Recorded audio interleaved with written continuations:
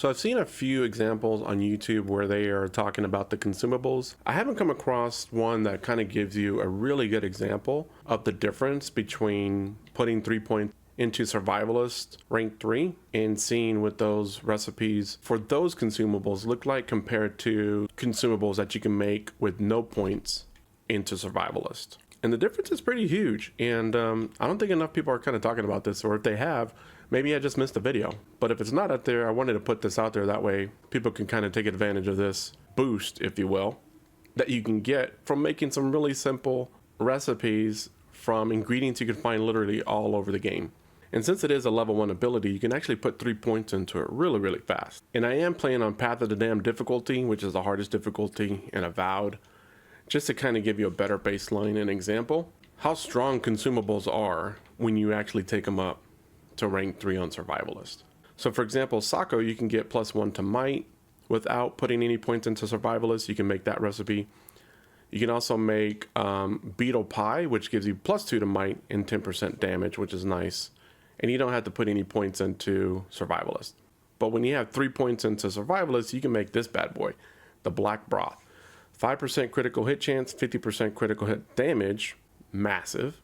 10% attack speed and 25% stun, which is huge, especially when you're dealing with like a horde of enemies that just keep spawning in over and over again. You couple that with all of the other ones that you can make, and your guy gets really, really powerful, on top of whatever you're wearing and whatever gun you're shooting with. Now, speaking of which, for this example, I'm using One Last Trick, which is my favorite arquebus. I know some other people think that there's some better ones out there, but I really like the One Last Trick because of the reload speed and the fact that bullets bounce to hit 2 additional enemies within range. But anyways, the point is I wanted to show the difference between a baseline without consumables and then with consumables.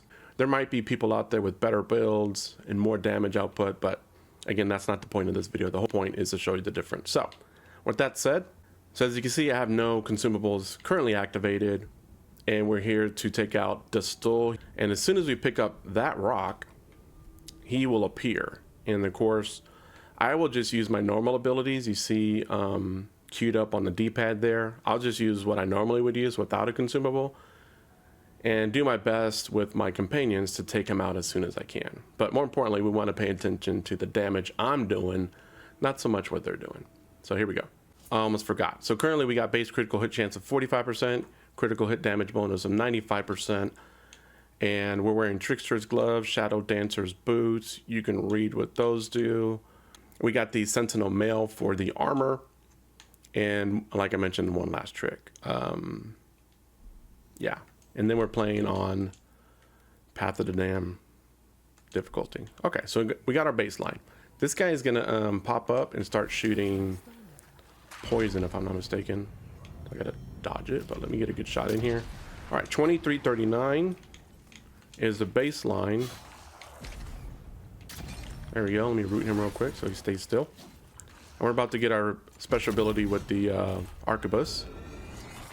So nice, 6,236, and that took him about under half. A couple more shots and he'll be done. There we go. Whoa, whoa, he's upset. He's upset. Oh, there's the spit. Yep. There we go. Okay. All right. I took some damage, but that wasn't the whole point. The whole point was to see at the baseline, what is it, 2,300 with the critical shot, and then what was it, 6,200 with the special shot ability, or whatever you want to call it, the power shot with your main weapon. Every weapon has it, whether it's a bow, a sword, a dagger. So 2,300 on a basic critical hit, and then 6,200, right? So that's our baseline. So this go around, we're only going to take things that are going to help us with damage or better critical. So Find Adrian Me is going to help us +2 to perception, which helps critical. We'll take a grog just because I know he spits poison at us. And Mulled Musketeer will help with the reload speed. Sako +1 to might. We want that. Beetle Pie +2 to might, +10% damage, so that's good. Magrin's Blessing, 20% damage, 20% reduction. We got a chocolate cookie, +1 to perception. The black broth. And I don't know if Revenants, which is what this guy is, I'd get extra boosts on the kith meat, but we'll leave it out.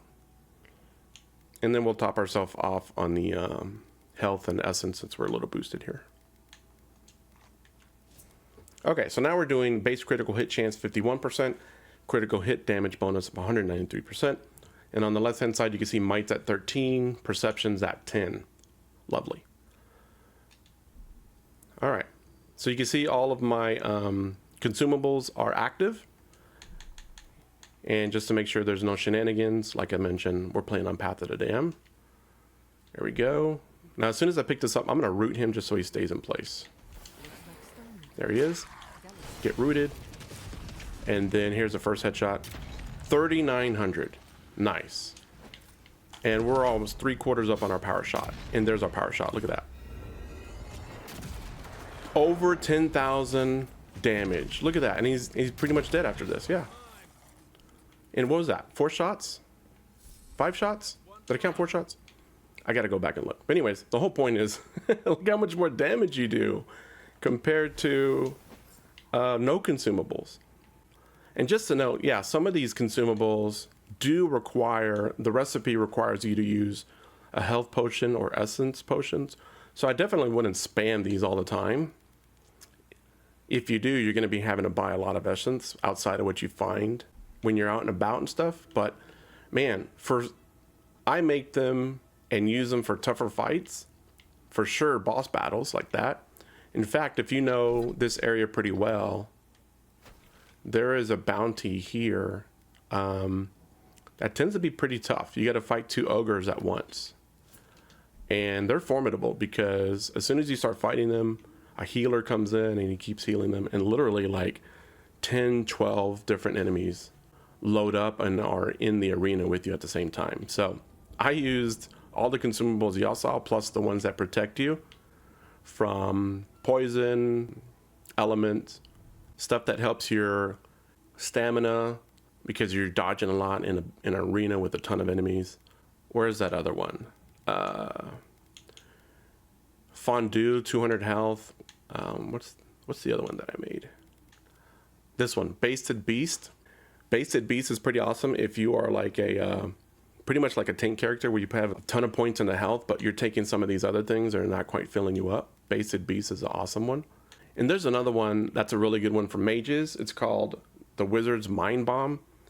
Let me read. It says Grimoire spells have 25% decreased essence cost and 25% shortened cooldown. So anyways, you get the point. I'll actually put in the description all the rank 2 and rank 3 recipes so you can kind of see what they are and what they do. So if you want to take a gander at it before you actually plunge your points into it, then by all means. But that's the beautiful thing about this game, is that you can actually save your game, reset your points, test it out on a few enemies, see if you like it, and see how amazing it is. Well, that's it. That's what I wanted to showcase. Hope that helps some of you who are playing on the hardest difficulty take on some of the bosses and make those fights a little bit easier than they are. So see you on the next one. Later.